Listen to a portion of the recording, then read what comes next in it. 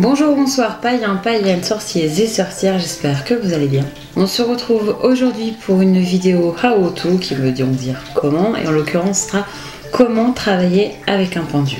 Alors le pendule on l'utilise notamment comme un outil divinatoire, donc c'est vrai que c'est beaucoup simplifié par rapport à un jeu de cartes, que ce soit un jeu de tarot ou un oracle. Quand je dis simplifié, en effet il faut savoir que le pendule pose une question courte, on obtient une réponse courte. On ne peut pas poser une question longue pour obtenir une question longue, non, c'est une question directe, fermée. Généralement c'est donc une question fermée pour une réponse fermée. Et pour ce faire, comme beaucoup d'outils divinatoires, il faut savoir que surtout pour celui-ci, c'est un flux direct vers l'outil. C'est dans ce cas-là, c'est vraiment notre être intérieur qui s'exprime, qui connaît la réponse. Donc c'est notre troisième œil, bien évidemment, qui travaille. Et donc quand je parle d'être intérieur, je parle bien évidemment de l'enfant qu'on a à l'intérieur. Et dans ces cas-là, contrairement à des sorts, des rituels qu'on va utiliser en magie, l'enfant intérieur, c'est notre état de conscience qui est juste en dessous de celui, ou juste au-dessus, ça dépend où vous vous situez en tout cas, de celui qui nous permet justement de manipuler les énergies des plans subtils, sachant que quand on a une perception des plans subtils, on est vraiment au niveau le plus profond, et bien on va sortir un petit peu et on va se retrouver au niveau de l'être intérieur, de notre enfant intérieur. De ce fait, c'est vrai que le pendule est plus facile, plus rapide d'utilisation, plus simple. Mais pour utiliser le pendule et donc faire appel à cette partie de nous, on a tout de même besoin de se retrouver dans un certain état de relaxation profonde, etc. Donc les exercices de méditation sont tout à fait appropriés. D'ailleurs, vous pouvez retrouver toujours une vidéo sur la méditation sur la chaîne que je vous mettrai ici en point info. Donc pour les pendules, là j'en ai pris 3 différents, mais pas vraiment.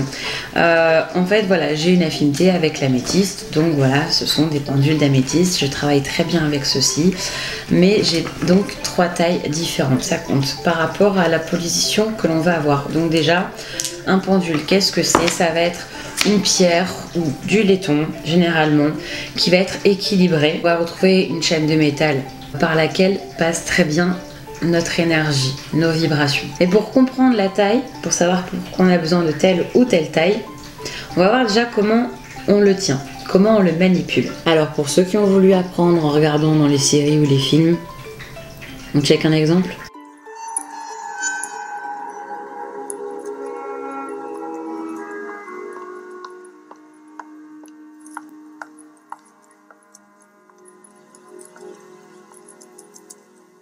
Tu penses le trouver où, ce pauvre Léo? Sur Jupiter? Ceux qui décident d'enlever un fondateur ne vont pas aller le planquer à Chinatown.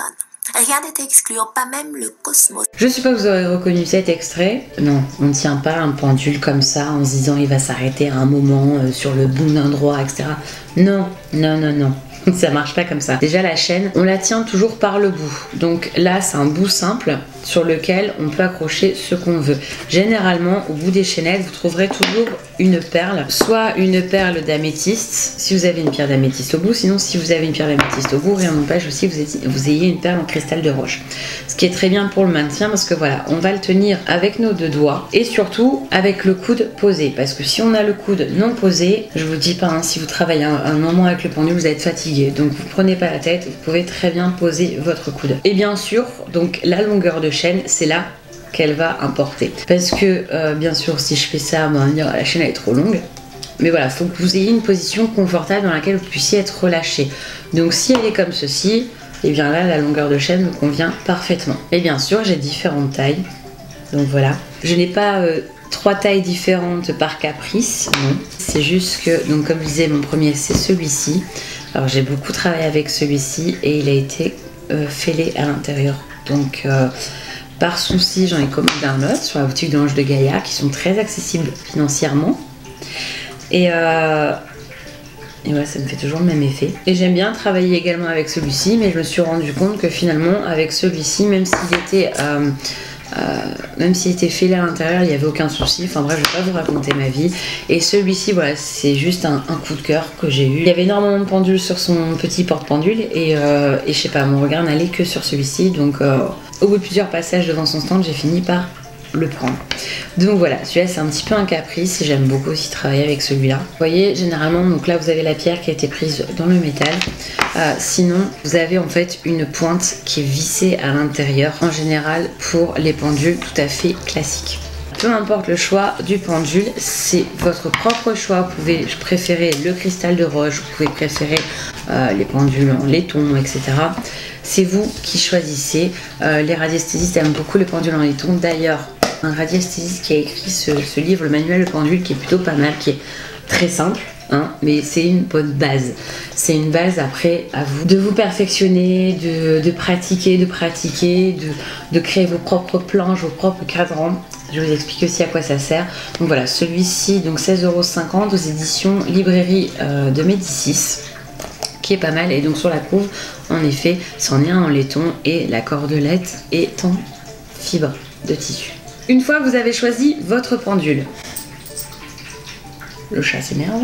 Vous disiez comment le tenir. Alors en effet, on le tient par les doigts comme ceci, quitte à le maintenir avec un troisième doigt.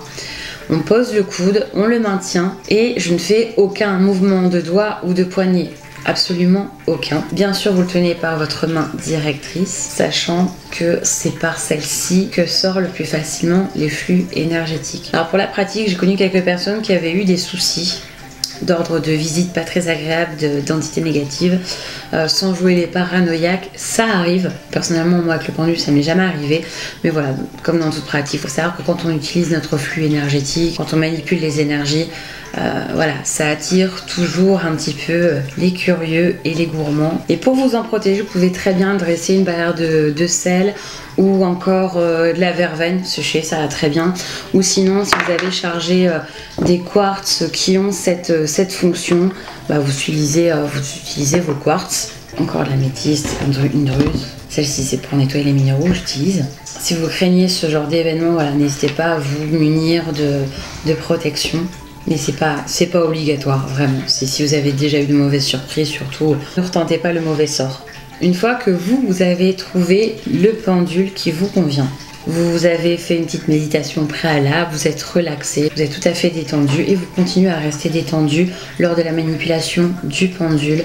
Vous respirez régulièrement, vous inspirez par le nez, vous expirez par la bouche et on va commencer par apprendre à le connaître, savoir comment il réagit par rapport à nous-mêmes et donc comment notre enfant intérieur réagit au travers de ce pendule, comment il s'exprime. D'ailleurs, autre chose, quand vous commencez, essayez de vous débarrasser de vos bijoux pour vraiment ne travailler qu'avec le pendule. Personnellement, ça va, je le connais, j'arrive à travailler avec, il n'y a pas de souci. Mais voilà, on va éviter toute interférence avec d'autres métaux ou d'autres pierres, on va tout retirer. Premier exercice que je vous propose, et que j'ai trouvé dans ce livre plutôt intéressant, c'est de prendre plusieurs objets, voire même des aliments. Un verre d'eau ou un bijou que vous affectionnez. On va prendre un livre, genre roman, on va prendre une BD, on va prendre un jeu vidéo, on va prendre un film sous forme de Blu-ray ou ce que vous voulez. Enfin bref, vous posez quelques objets. Et donc vous allez vous arrêter dessus, vous ne bougez plus, et vous observez la réaction que le pendule va avoir.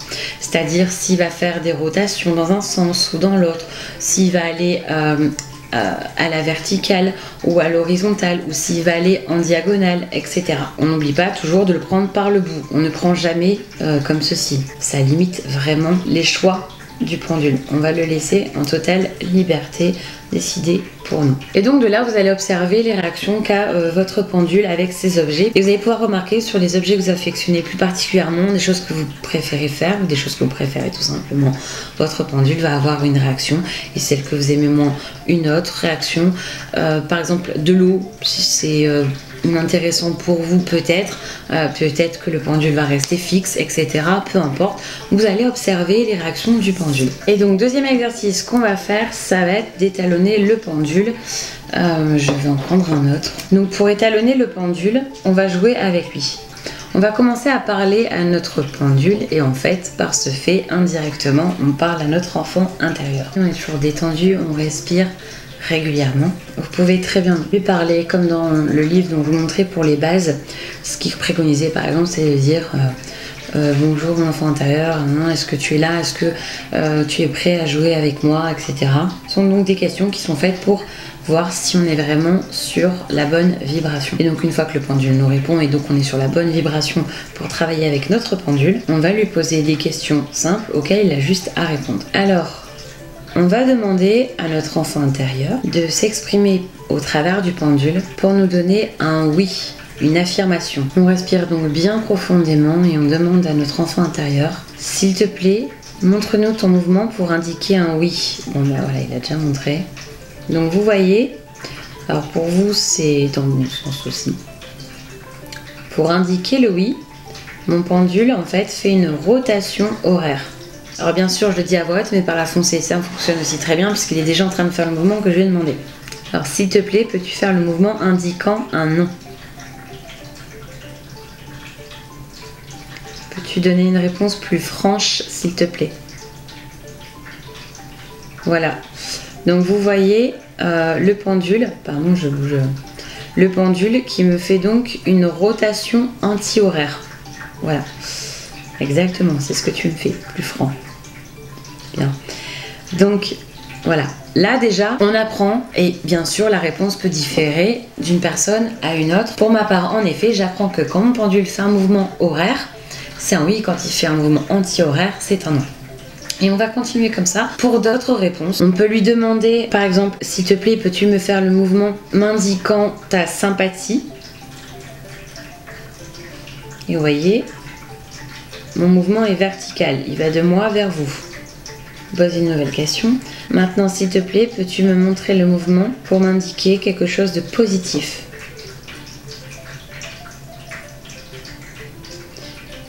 Alors, vous voyez, j'ai un mouvement diagonal qui va du haut droit vers le bas gauche. Très bien, merci. Et on peut continuer comme ça pour lui demander d'indiquer la position pour le neutre. Donc quand il a une main neutre, moi en l'occurrence je sais qu'il reste droit. On peut lui demander aussi d'indiquer le yin, d'indiquer le yang. On peut lui demander de nous montrer son mouvement lorsqu'il nous indique une erreur, c'est-à-dire une impossibilité à fournir. Et une fois que cela est fait, vous pouvez très bien vous noter toutes ces réponses. Alors soit, comme je vous disais dans le livre des bases, pour cet étalonnement, il propose une page pour la réponse en fait de votre pendule à toutes ces questions pour connaître ses mouvements et donc ses réactions aux questions que vous pourrez éventuellement lui poser à l'avenir. Bien évidemment, vous pouvez aussi prendre une feuille et vous noter tout cela. Vous pouvez aussi vous faire un symbole de protection au milieu de votre feuille. Et pour les plus créatifs, vous pouvez également le faire sur un carré de tissu qui vous servira de nappe à votre pratique de pendule. Personnellement, là, je vais vous montrer par feuille, parce qu'après, moi, les mouvements, je les connais. Vous pouvez très bien noter les bases, c'est-à-dire les mouvements de oui, les mouvements de non, sympathie, antipathie, positif, négatif. Le point, c'est pour le neutre qui est au centre de la feuille, ou qui peut être au centre de votre carré de tissu de votre nappe. Ensuite, par rapport au travail que vous serez amené à faire avec votre pendule, aux demandes que vous aurez à lui faire, vous pouvez être aussi amené à recouvrir votre tissu, votre papier, d'autres planches, voire directement des planches en bois que vous aurez gravées également, ou d'autres feuillets, etc., qu'on appelle des cadrans ou des tableaux. Et donc ces cadrans, à quoi ça ressemble? Généralement, ce sont des cadrans donc circulaires. Vous pouvez aussi les avoir en éventail. Par exemple, ce cadran qui va servir en aromathérapie pour faire un choix au niveau de l'huile pour combattre certains maux, pour aider à soigner certains maux. Et donc chaque chiffre correspond à une huile, donc basilic, etc. Mais ça peut être également ce que vous voulez. Vous pouvez très bien fabriquer vos propres cadrans. Vous en trouvez bien évidemment dans le commerce. Vous trouverez des manuels entiers pleins de cadrans et de planches. Vous en trouverez sur internet, je suppose. Vous pourrez aussi les faire vous-même une fois que vous aurez acquis une certaine expérience. J'ai le souvenir d'avoir, il y a donc la mère de ma meilleure amie qui n'est plus de ce monde, mais qui était souvent consultée par des amis et proches, des voisins, etc. Par exemple, dans le cas d'une grossesse, elle travaillait énormément avec le pendule. Et par exemple, dans le cas d'une grossesse, des personnes venaient la voir pour savoir si c'était un garçon ou une fille avant même de pouvoir le voir à l'échographie, etc. Donc voilà, ça peut vraiment servir à un tas de choses. Ça ne remplace pas un jeu de cartes qui donne des réponses très larges à un problème. Ça nous donne vraiment des réponses courtes. Donc oui, c'est un outil plus simple, mais il faut savoir aussi que les réponses sont limitées. Bien voilà, j'espère que ce petit how-to, comment travailler avec un pendule, vous aura été utile, vous aura plu du moins. N'hésitez pas à mettre un petit pouce bleu vers le haut si c'est le cas. Sur ce, je vous dis à mercredi prochain, 16h30, et surtout, soyez bénis.